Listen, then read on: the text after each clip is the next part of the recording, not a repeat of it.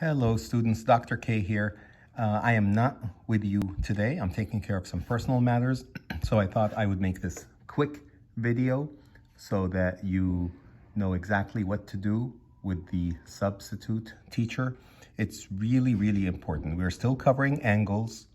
We are still in chapter 5.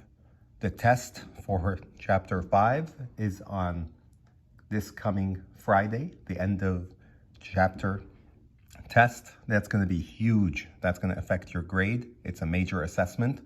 So I want to make sure that I show you questions that you're going to see very similar questions like this on the test. So there is angle relationships, there's a worksheet, and then there's another one where you are asked to fill in the blanks for certain angle measures. Let's look at the first one, for example. Angle relationships. Name each angle relationship, find x, identify each missing angle measure, and really, without saying, substitute back in, make sure you have the situation that you thought you have. So if you have complementary angles, if you thought you had complementary angles, make sure go back and solve and substitute to know that you actually do have complementary angles. If you thought you have a situation with supplementary angles, make sure that you do have that based on the answer that you got. So let's go through the first one. For example, I just want to show you how to set it up. This is something you already know how to do. I'm not going to solve the whole thing. I will just show you very quickly.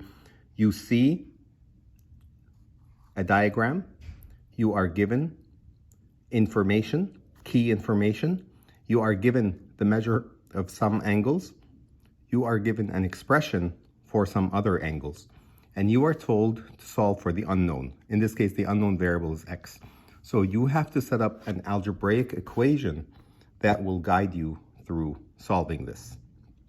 This is something that requires you to remember again, what are complementary angles? What are supplementary angles? What are vertical angles? What do they add up to in each situation? And so that's all very important in this sheet. Here, for example, for the lab, I ask you questions like, in plain English, the complement of a 32 angle. The complement of a 32 angle. Again, I want you to remember what is complementary, what is supplementary, and with two angles that are complementary, how much do they add up to?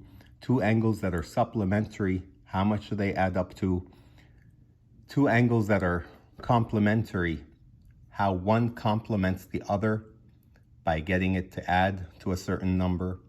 Two angles that are supplementary, how one angle is supplementary to the other by getting it to add to another total, and so on. All this is the information that you have.